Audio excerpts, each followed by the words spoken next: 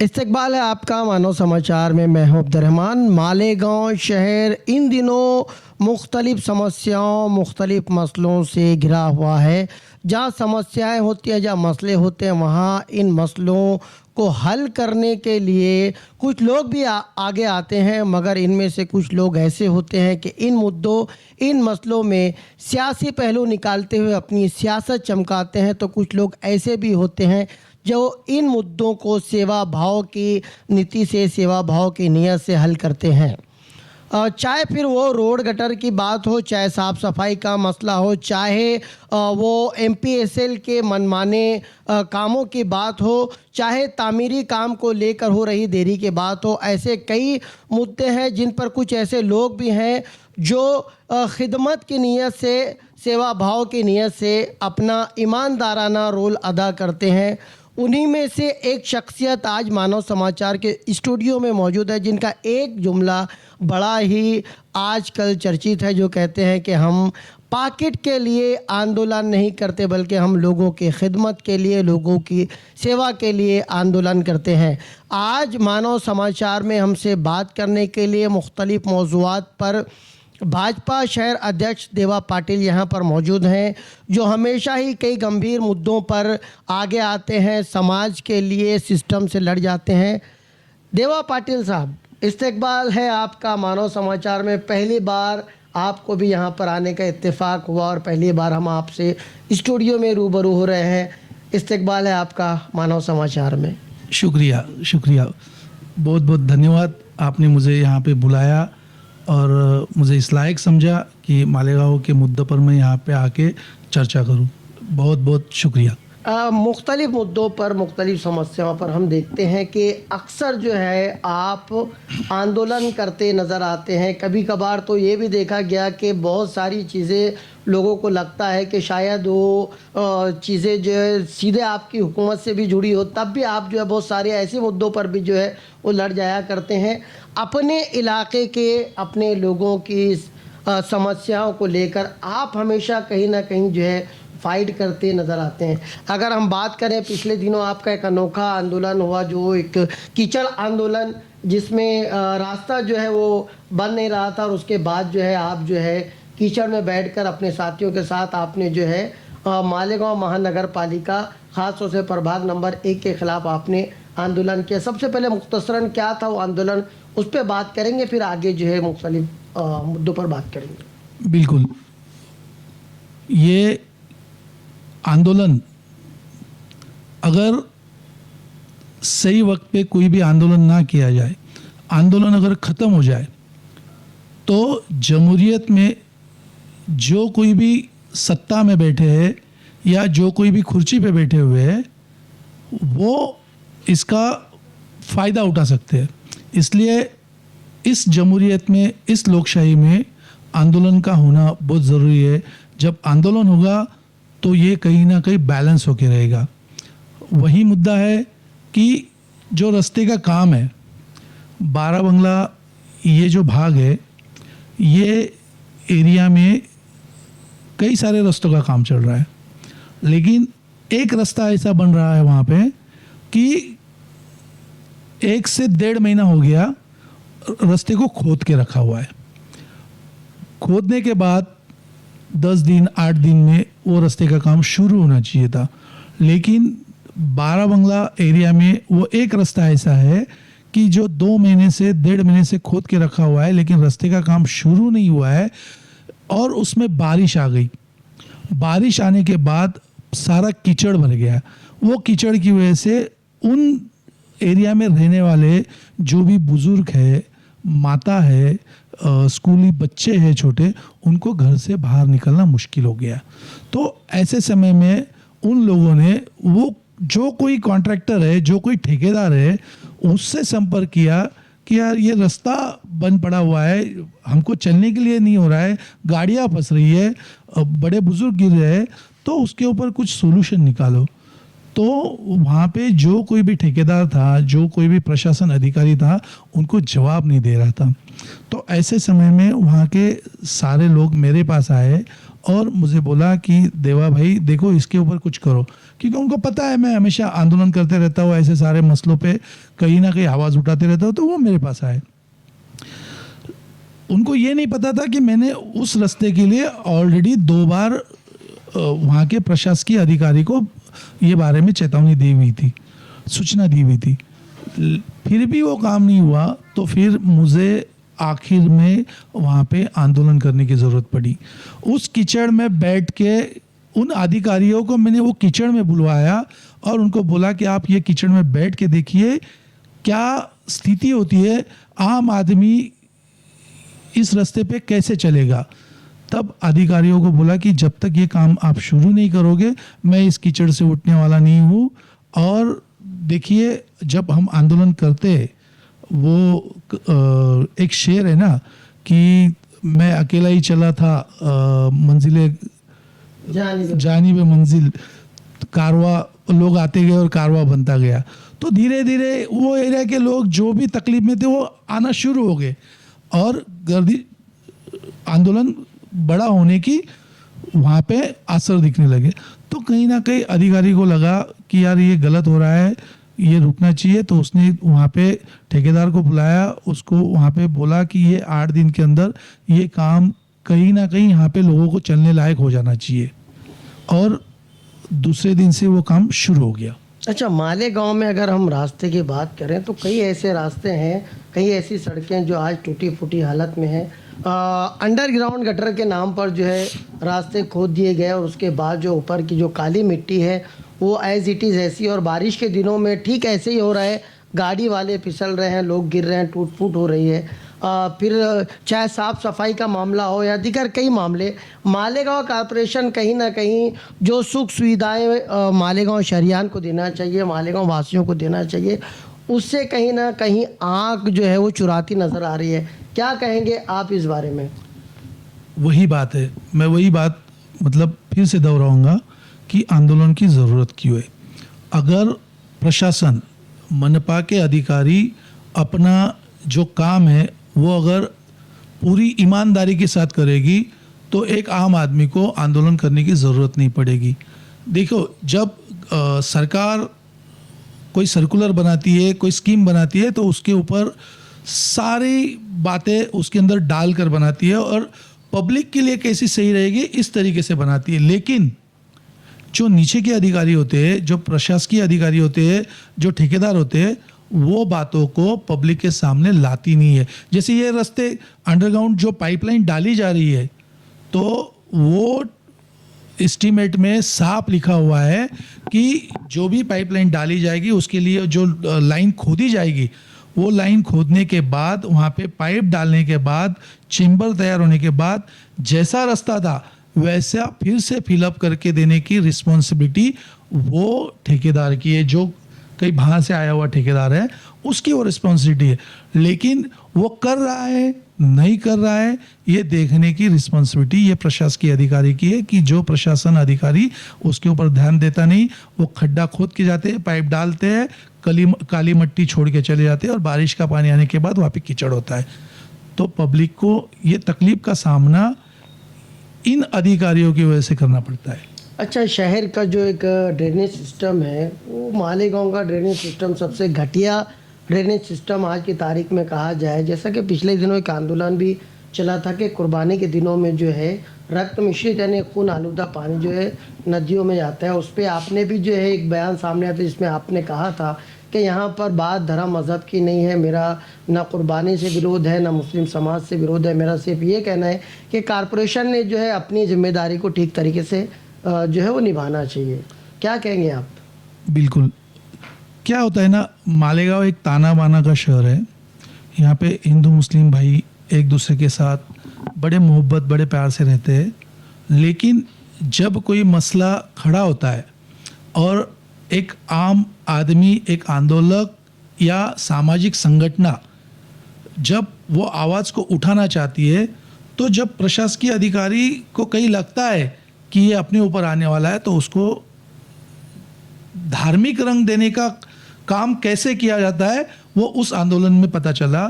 जैसे हमारे सीनियर है, हमारे आदर्श है रामदास काका बोरसे, इन्होंने रक्त मिश्रित पानी का मुद्दा उठाया। रक्त मिश्रित पानी ये मौसम नदी में जाके मिलता है, उस गंगा में जाके मिलता है, तो उसके खिलाफ गए 14 साल से वो लड़ रहे। तो वो आंदोलन के लिए उन्होंने जब प्रशासन को बोला कि ये कहीं ना कहीं रुकना चाहिए, मुझे आंदोलन करना है इसके लिए, तो प्रशासन ने उनको ऐसा बोला कि ये जातिवाद तुम कर रहे हो, कहीं ना कहीं इस मुद्दे से मुस्लिम कम्युनिटी भड़केंगी, मुस्लिम भाई भड़केंगे, तो तुम ये आंदोलन करो। तो कहीं ना कहीं उनका काम छुपाने के लिए, उनका फेलियर छुपाने के लिए ये धार्मिक रंग दिया जाता है। मुझे एक बात बताइए कि जो भी रक्त मिश्रित पानी नदी में जाता है, इस मौसम नदी में जाके वो गिरना डैम को जाता है, वही गिरना डैम का पानी हम मालेगांव वासियों के लिए, मालेगांव कर के लिए पीने के लिए आता है। तो वो पानी जब आता है तो वो ये देख के आता है कि हिंदू का नल है इसमें जाना है और मुस्लिम का नल है इसमें नहीं जाना है। वो तो हिंदू को भी जाएगा, मुस्लिम भाई को भी जाएगा, तो बीमारी तो दोनों को होने वाली है।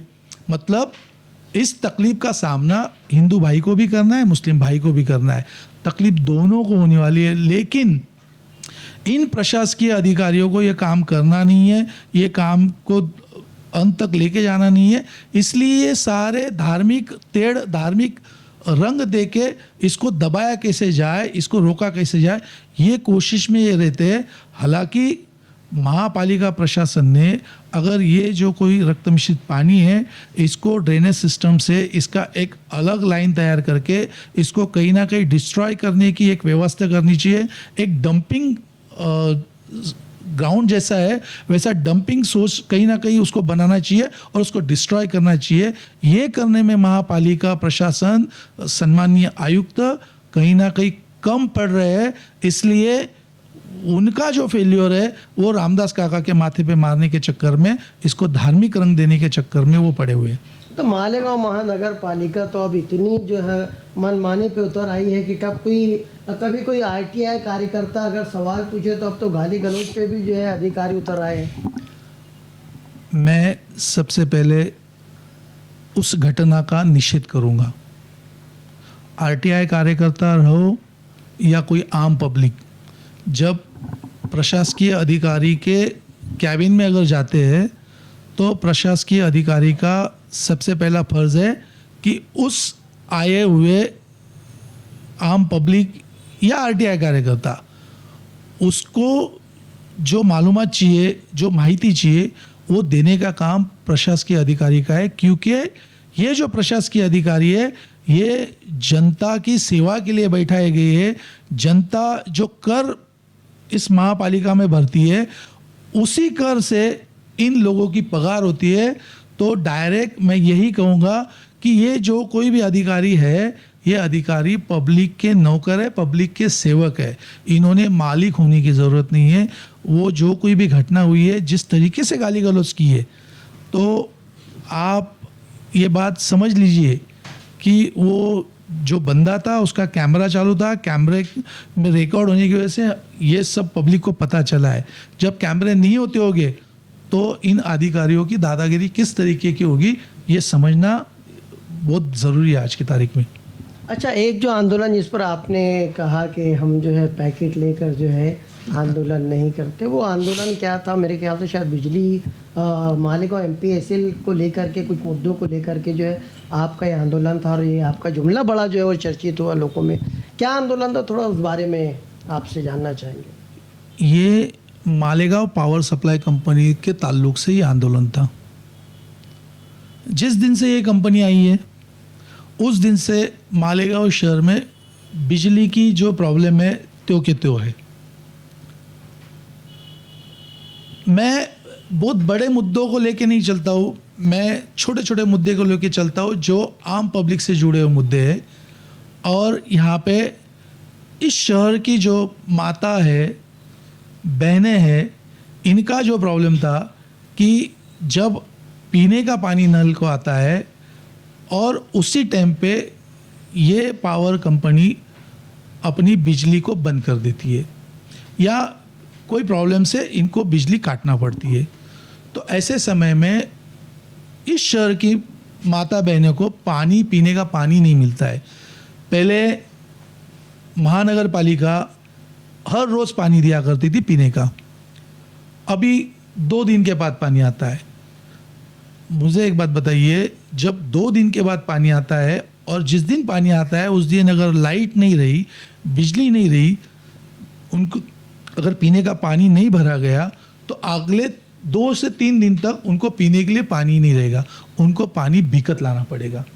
मतलब ये जो मसला था वो मसले को लेके हम वहाँ पे जाने वाले थे। उनको हमने अल्टीमेटम दिया था कि ये जो कोई सुविधा है ये सुविधा को आप ठीक से करिए वरना हम आंदोलन करने के लिए आने वाले। तो जब आंदोलन करने के लिए जाने का टाइम आया तो उससे 2 दिन पहले मुझे कई से कॉल आने शुरू हो गए कि यार वो आंदोलन मत करना, आंदोलन करने की ज़रूरत नहीं है, कुछ रास्ता निकालते। तो मैं वो नाम नहीं लूँगा, लेकिन ऐसे ऐसे कॉल आए जिन्होंने मेरे साथ आके आंदोलन में बैठना था, जिन्होंने ये गांव के लिए कुछ ना कुछ करना था, ऐसे कॉल आए। फिर कहीं ना कहीं मुझे सोचने पे मजबूर होना पड़ा। फिर मैं हिस्ट्री में गया कि जब ये बिजली कंपनी की इतनी तकलीफ गांव को है, और ये तकलीफ सिर्फ पश्चिम में नहीं है, पूर्व में भी है, कारखानदारों को है, कमर्शियल को है, घरों को है, सबको ये तकलीफ है।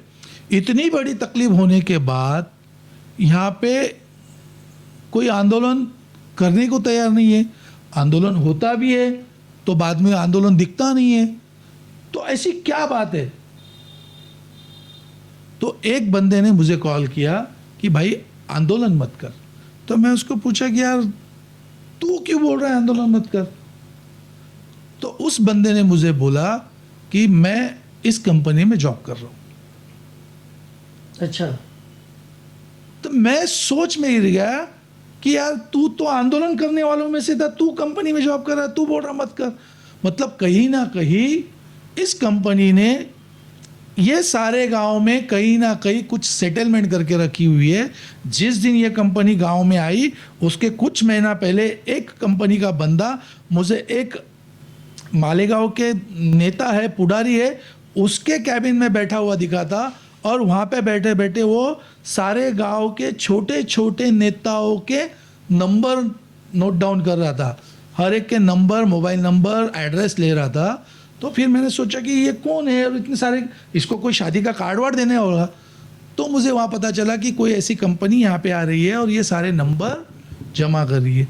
तो ये नंबर किस लिए भाई? किसी को गिफ्ट भेजने हैं? किस लिए है, किस लिए?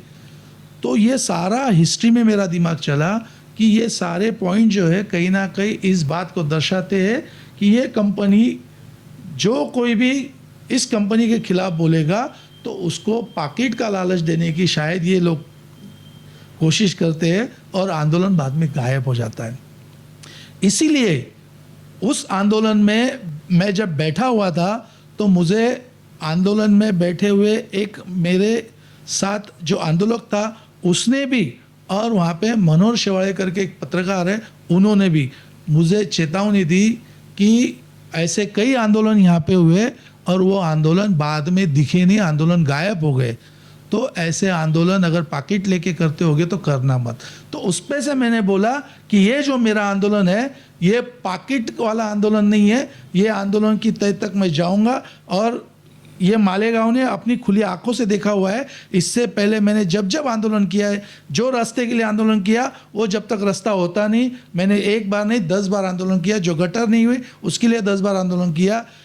इससे पहले आम्ही मालेगांव विधायक संघर्ष समिति, मालेगांव युवा संगठना और राजकीय पक्ष के माध्यम से मैंने जो आंदोलन किए, तो आप देख लेना 60 से 65% आंदोलन सक्सेस होने के बाद ही मैं उस मुद्दे से हटाऊँ, तब तक हटा नहीं हूँ। इसीलिए मैंने उस दिन जानबूझ के ये बोला कि ये पाकिट वाला आंदोलन नहीं है। अच्छा, एमपीएसएल को लेकर शहर में और भी कई मुद्दे हम देखते हैं कि जैसा उन्होंने वादा किया था, करीब करीब 6 साल हो गया, 6 साल पहले इन्होंने जब अपने एग्रीमेंट लेटर में जो जो भी शर्तें उन्होंने रखी थी, ना कोई नया सब स्टेशन बनाया गया, ना पुराने जो तार हैं वो जो है वो निकाल कर नए तार लगाए गए। यहाँ तक के जो मीटर लगाए जा रहे हैं वो मीटर कभी कभी ऐसा लगता है कि जैसे बिजली के मीटर नहीं है, ये रिक्शा के मीटर लगा दिए गए, टैक्सी के मीटर लगाए गए। जिस स्पीड में ये मीटर चलते हैं कि कम से कम 1 से 2 परिवार की पेमेंट तो सिर्फ वो महीने में वो मीटर का बिल जो है भरने में चली जाएगी। तो ऐसे कई मुद्दे हैं जिस पर आज भी बात हो, मगर इन मुद्दों पर कोई बात नहीं होती। एकदम सही पॉइंट आपने पकड़ा है और सही बात है। ये कोई छुपी हुई बात नहीं है। आप देख लो, मैंने पहले ही बोला कि सरकार कोई स्कीम अगर लाती है तो उसके बैकग्राउंड्स को पूरा क्लियर कट देकर वो स्कीम लॉन्च करती है। जब भी इस कंपनी को ठेका दिया गया है उसमें साफ साफ मेंटेनेंस करने की जवाबदारी इनके ऊपर थी, उनका खर्चा फिक्स था, उनको ये सारी चीज़ें करनी थी। आंदोलन का गुस्सा आने की वजह यही है कि ये कंपनी को आए हुए कई साल हो गए। इनका काम था पूरे शहर की जो भी डैमेज सिस्टम है, जैसे कोई ट्रांसफार्मर ख़राब है या कोई पुरानी तारा है, पुराने खंबे हैं, उन सबको निकाल के नया सिस्टम इन्होंने अपडेट करना चाहिए था। ये वो कर नहीं रहे। फिर मेंटेनेंस का पैसा कर क्या रहे? इन्होंने जो मेंटेनेंस करना था वो मेंटेनेंस कर नहीं रहे और जो कोई भी कर्मचारी है उनके ऊपर लोड डाल के रखा हुआ है। इसलिए जब भी 2 बूंद पानी के आते हैं लाइट रात भर गायब हो जाती है। तो ये ऐसा होता क्यों है? चलो बाकी के सिटी में क्यों नहीं होता है, मुंबई में क्यों नहीं होता है, नासिक में क्यों नहीं होता है, मालेगांव में क्यों होता है? क्योंकि यहाँ का जो सिस्टम है, इनका मेंटेनेंस का सिस्टम है, इन्होंने सही तरीके से अपडेट नहीं किया है, इसलिए बार बार तकलीफ होती है। और ऐसे तकलीफों की वजह से सिर्फ गांव वालों को तकलीफ नहीं है, जो स्थानिक कर्मचारी यहाँ पे काम कर रहे हैं उनको भी तकलीफ देने का काम ये कंपनी कर रही है। और रही मीटर की बात, तो ये मुद्दा छोटे बच्चे के भी समझ में आ जाएगा कि हम कुछ दिन पहले जब ये कंपनी नहीं आई थी कितना बिल पे कर रहे थे और आज की तारीख में कितना बिल पे कर रहे। तो जाहिर सी बात है, पुराने जो मीटर थे अच्छे मीटर थे, अगर वो सही नहीं थे तो गवर्नमेंट ने लगाए कैसे थे? वो अच्छे ही मीटर थे। सिर्फ इस कंपनी ने अभी जो मीटर लगाए हुए हैं वो मीटर सही तरीके के नहीं है, मैं ये आरोप करता हूँ। क्योंकि आज पुराने मीटर को रख दीजिए और नए मीटर को रख दीजिए आमने सामने, यूज़ उतना ही बताइए, इनका बिल डबल से आएगा। तो ये डबल का बिल, जो मेंटेनेंस खर्चा है, ये सारा के सारा कस्टमर बोले तो जनता के जेब से निकालने की ये सारी आइडियोलॉजी है। कई जगह पुराने जो तार जो है वो हाई वोल्टेज तार जो है बस्तियों पर से गए हुए, 11-11 हज़ार वोल्ट के जो तार है वो बस्तियों पे से गए हुए हैं। कई जगह ऐसा हो रहा है कि वो तार जो टूट कर खंबे पे गिर रहे हैं। कुछ लोग जो है वो, कुछ बच्चे, कुछ जवान जो है उसकी चपेट में आकर जो है मरे भी हैं। तो इस तरह के जब वाक़ये हो जाए, इस तरह की जब घटना हो जाए, तो उसके लिए क्यों ना फिर जिम्मेदार जो MPSL को बनाकर उनके ऊपर केस किया जाए? क्या लगता है आपको, क्या गैर इरादतन हत्या के लिए उनको जिम्मेदार ना ठहराया जाए? 100% मैं तो बोलता हूँ, जब जब ऐसी घटना होती है तो ये MPSL कंपनी में जो मेन अधिकारी है, इनके ऊपर खून का गुना दाखिल होना चाहिए। क्योंकि जो भी इसमें जलता है, जो भी मरता है, उस बेचारे की कोई गलती नहीं होती है। इनके गलत मेंटेनेंस, गलत सिस्टम, गलत सर्विस की वजह से आए दिन कुछ ना कुछ हंसता हंसते रहता है। अभी 8 दिन पहले की बात है, स्टेट बैंक कॉर्नर पे मैं खुद जा रहा था, मेरे सामने ट्रैवल्स की गाड़ी जा रही थी, वो तार टूट के ट्रैवल्स के ऊपर गिरी। चलो ये तो मतलब उनका लक था कि किसी को कुछ हुआ नहीं। मैंने उसी समय कंपनी को कॉल किया और उनको बोला कि यार ऐसी तार गिरी हुई है। तब जाके वो सारे बच्चे आए, उन्होंने वो तार को हटाया, नए से तार। फिर उनको मैंने बोला कि ये तार, अभी ये ट्रैवल चले गई, फिर कोई ना कोई ट्रैवल्स आएंगी, धक्का लगेगा, फिर गिरेगी। तो ये तारों को ऊपर करने की कोई आइडिया नहीं है क्या? तो उन्होंने, वो तो कर्मचारी थे, उन्होंने बोला कि नहीं वही हाइट पे तार लगेगी। मतलब हाइट बढ़ा के तार लगाने का भी सिस्टम इनके पास नहीं है। तो कहीं ना कहीं ये मराठी में कहावत है, दात करून पोट भरणं, तो वैसी ये कंपनी काम कर रही है।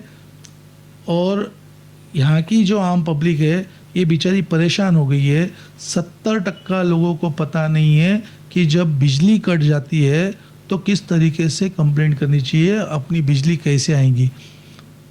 उन्होंने ऑनलाइन कॉल सेंटर दे के रखा हुआ है। ऑनलाइन कॉल सेंटर पे कॉल करो, उनका टोल फ्री नंबर है, उस पर कॉल करो तो पहले वो बोलता है कि लैंग्वेज के लिए 1 दबाओ 2 दबाओ, वो दबाने के बाद फिर बोलता है कि इसके लिए 1 दबाओ उसके लिए 2 दबाओ। तो ये सिस्टम 70% लोगों को नहीं पता होता है और वो छोड़ देते हैं, बेचारे अंधेरे में अपना बसर करते हैं। तो ये सिस्टम उन्होंने बदलना चाहिए।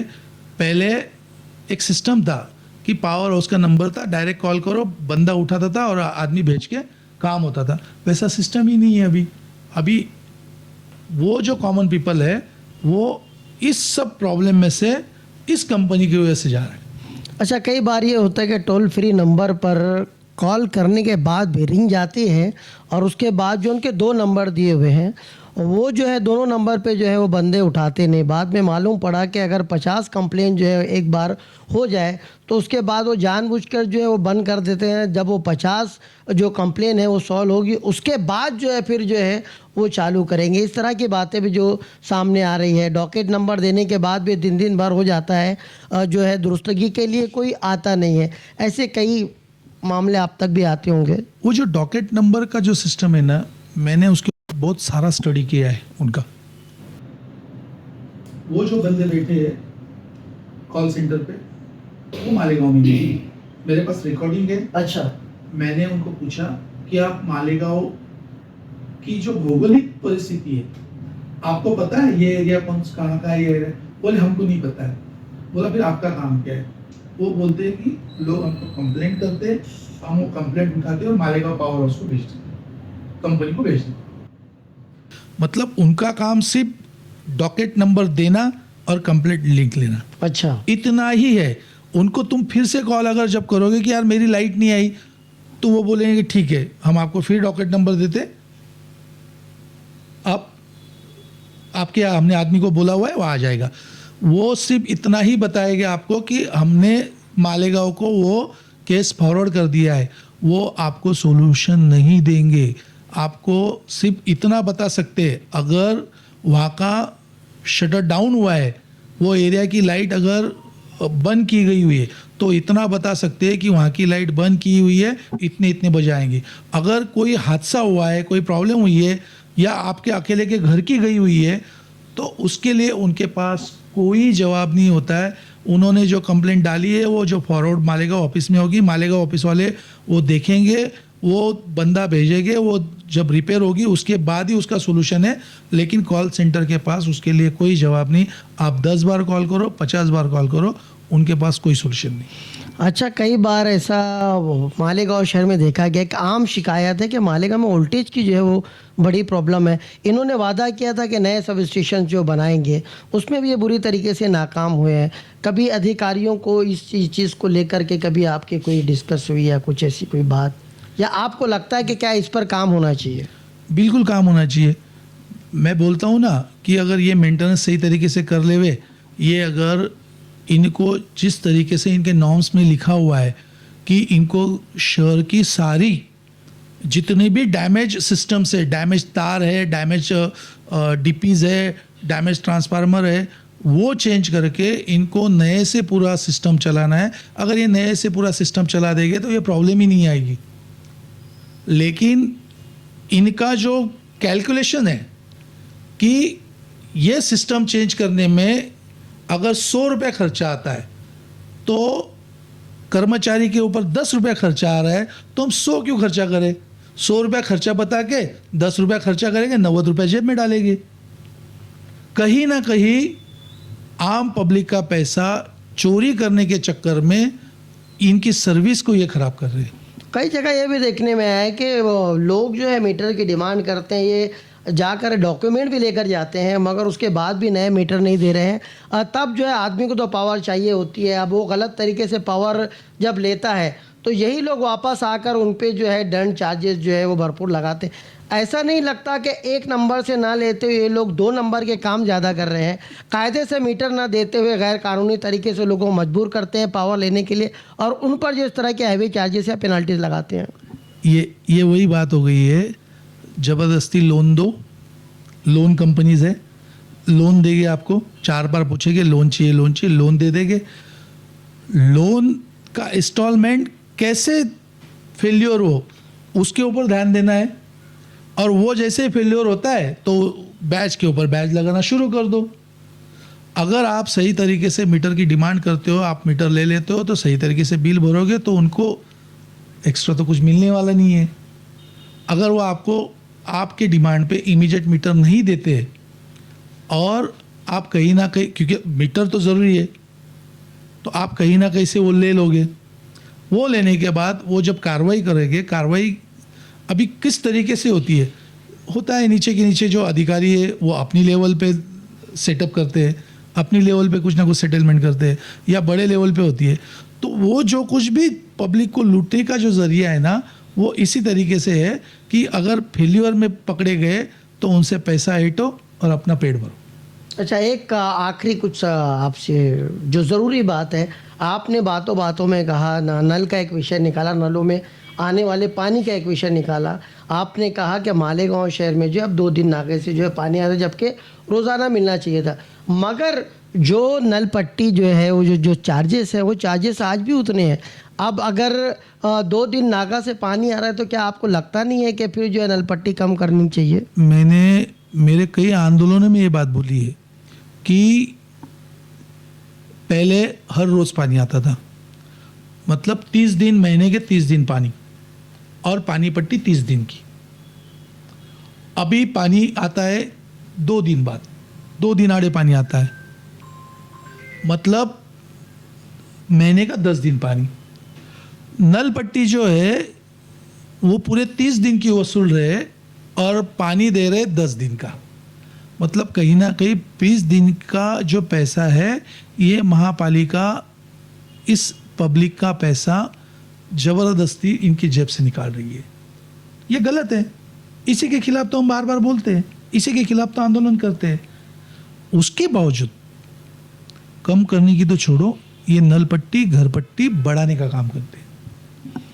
अच्छा, जिस तरीके से मालेगांव आउटर में आप आंदोलन कर रहे हो, कभी वक्त बड़े मालेगांव सेंट्रल में कुछ मुद्दे हैं, कुछ ऐसी दिक्कतें हैं, उसको लेकर अगर यहाँ के लोग, आम रहवासी, आम लोग जिनका जो है सियासी लोगों से विश्वास उठ चुका है, ऐसे लोग कभी आकर आपसे आपका समर्थन मांगे या आपसे मदद की गुहार लगाएं, तो क्या देवा पाटिल उन मुद्दों पर उतनी ही शिद्दत से लोगों के साथ कंधे से कंधा मिलाकर खड़े रहेंगे जिस तरीके से आप जो है मालेगांव आउटर के अपने इलाके के अपने दोस्तों के मुद्दों को उठाते हैं? एक बार नासिक में मेरे दोस्त के घर गया हुआ था और मैंने गैलरी से देखा कि नीचे वो बिल्डिंग वाले पेड़ काट रहे। बड़ा पेड़ था, काफ़ी अच्छा दरख्त था।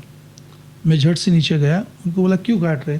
तो बोले तू कहाँ से आया और ये इस तरीके से नहीं चलेगा, चल तू निकल यहाँ से। मैंने इमीडिएट पुलिस को कॉल किया, वहाँ पे पुलिस आई, उनको अरेस्ट किया। जब उन्होंने ये बात को माना कि हम ये पेड़ नहीं काटेंगे, तब जाके उनको छोड़ा गया। नासिक था, कहीं और सिटी थी। जब मैं वहाँ जाके भी मेरा जो आंदोलन है वो जारी है, तो ये तो मेरे गांव के लोग हैं, मेरा गांव मेरा देश है, इनके लिए तो मैं आधी रात में खड़ा हूँ। ऐसी कोई बात नहीं है। जब जब मालेगांव में, जैसे यहाँ पे हर कोई अलग अलग मुद्दे उठाता है, जैसे रामदास काका ने मुद्दा उठाया, रामदास काका उठाते हैं, भरत पाटिल है, निखिल दादा है, हमारे कई सारे लोग हैं कि अलग अलग मुद्दों पे जब आंदोलन करते हैं। शेखर दादा पगार है। तो जब भी उन्होंने कभी बोला है कि यार ये आंदोलन में आपको आना है, तो 100% हम वो आंदोलन में जाके खड़े होते, खांधे से खांधा लगा के खड़े होते। वैसे आउटर और इनर कोई बात नहीं है। MPCL का जब आंदोलन किया तो मेरे साथ मेरे रमजानपुरा के सारे मुस्लिम भाई मेरे साथ थे वो आंदोलन में, और रज़िया आपा मेरे साथ थी वो आंदोलन में। तो ऐसा कुछ नहीं है। मालेगांव दो हिस्सों में बिल्कुल बटा नहीं है। मालेगांव मालेगांव है, तानावाना का शहर है, और हम पूरे मालेगांव के लिए करने वाले हैं। अच्छा, एक आखिरी सवाल। दिल्ली में हुकूमत आपकी, महाराष्ट्र में हुकूमत आपकी, भाजपा शहर अध्यक्ष जो है देवा पाटिल, फिर देवा पाटिल को क्या ऐसी ज़रूरत आती है कि अपनी ही हुकूमत के ख़िलाफ़ या अपने ही सिस्टम के ख़िलाफ़ जो है उनको आंदोलन करने की ज़रूरत पेश आती है? बिल्कुल, ये आंदोलन हुकूमत के खिलाफ नहीं है। हुकूमत ने जिन बंदों को यहाँ पे काम के लिए बैठाया हुआ है, उनके ऊपर नज़र रखने के लिए हमको बैठाया हुआ है, और हम नज़र रखने का काम कर रहे हैं। जब जब ये प्रशासकीय अधिकारी, मनपा होगी, MPCL होगी, या और कोई भी होगी, महसूल होगा, कोई जहाँ जहाँ पर भी ये प्रशासकीय अधिकारी काम नहीं करेंगे, हम इस तरीके का आंदोलन या निवेदन दे के ये बात हुकूमत के सामने रखेंगे, ताकि हुकूमत को भी समझेगा कि कहाँ क्या चल रहा है। क्योंकि उनके नुमाइंदे यहाँ पे है, वो इसीलिए रखे हुए हैं, जैसे कि हम, कि इन सब पे अंकुश कैसे रहे, इन सब पे ध्यान कैसा रहे। तो ऐसा ज़रूरी नहीं है कि हम सत्ता में इसलिए आंदोलन नहीं कर सकते। जहाँ जहाँ गलत होगा वहाँ हमारे जो भी बड़े बुज़ुर्ग हैं, जो भी हमारे हुक्म तालीम में जो लोग हैं, उन्होंने हमको बोला हुआ है कि इसके खिलाफ तुमको बोलना है, और इसके खिलाफ जो भी होता है हमको बताओ, हम उनके ऊपर कार्रवाई करेंगे। यानी कहने का मतलब देवा पाटिल जो है हुकूमत की आंख बनकर जो है यहाँ पर काम कर रहे हैं, और यहाँ पर होने वाली जो भी कमियां हैं उसको जो है आप हुकूमत को जो है वाकिफ़ कराते हैं। भ्रष्टाचार के खिलाफ, गलतियों के खिलाफ जो जो आम आदमी आवाज़ उठाएगा, वो हुकूमत की आंख है। जी जी, देवा भाई, आप मानव समाचार के स्टूडियो में आए, हमसे बहुत ढेर सारी बातें कि काफ़ी लंबा चौड़ा इंटरव्यू हमने आपसे किया। आपका बहुत बहुत शुक्रिया मानव समाचार के स्टूडियो में आने के लिए। बहुत बहुत धन्यवाद, आपने मुझे इस लायक समझा। मालेगांव शहर के सारे मसलों पे काफ़ी अच्छी चर्चा हुई, और आपके माध्यम से हम शहर वासियों तक एक क्लिक पे पहुंच जाते हैं। तो आपने मुझे इस लायक समझा और यहाँ पे आके मेरा इंटरव्यू लिया, इसलिए आपका बहुत बहुत शुक्रिया, धन्यवाद, थैंक यू। तो ये थे भाजपा शहर अध्यक्ष देवा पाटिल, जिनसे हमने काफ़ी ढेर सारी बातें की। इनकी बातों का निचोड़ ये है कि अगर ईमानदारी से किया जाए तो कोई भी आंदोलन जो है वो हमेशा जो है सक्सेस होता है, हमेशा कामयाब होता है, बशर्त ये कि आपकी कोशिशें ईमानदाराना हो। अगर देवा पाटिल अपने इलाके के लोगों के लिए, अपने एरिए के लोगों के लिए इस तरह के आंदोलन छेड़कर अपनी बातों को मनवा सकते हैं, तो मालेगांव सेंट्रल में रहने वाले जो सियासी नुमाइंदे हैं, समाजी नुमाइंदे हैं, उनकी भी अपनी जिम्मेदारी है कि सिर्फ वोट की राजनीति ना करते हुए हकीकी मुद्दों को उठाए और आवाम को जो है उनके मसाइल का हल जो है वो निकलवा कर दें। जाहिर सी बात है, कहीं ना कहीं आपके अंदर वो ताकत है, इसीलिए लोगों ने आपको चुना है। जब किसी नए मौजू के साथ चुना है तो आपकी जिम्मेदारी मानव समाचार लोगों को राहत पहले काम जो है हमेशा राहत पहुंचाए। ऐसे कई गंभीर मुद्दों पर हम देवा पाटिल इनको बुलाते रहेंगे। इनके जैसे जो समाज के लिए अच्छी सोच रखने वाले लोग हैं उनको बुलाते रहेंगे, जो कायदे की, कानून की मालूमात रखते हैं और जो कायदे से प्रशासन के कान खींचने में सक्षम है। ऐसे लोगों को हम बुलाते रहेंगे ताकि आवाम तक सही मुद्दे, सही बातें पहुँचे और आवाम को उनकी तकलीफ़ का, उनकी समस्याओं का सही हल मिल सके। देखते रहिए मानव समाचार, सबसे पहले सबसे तेज़, हमेशा सच के साथ।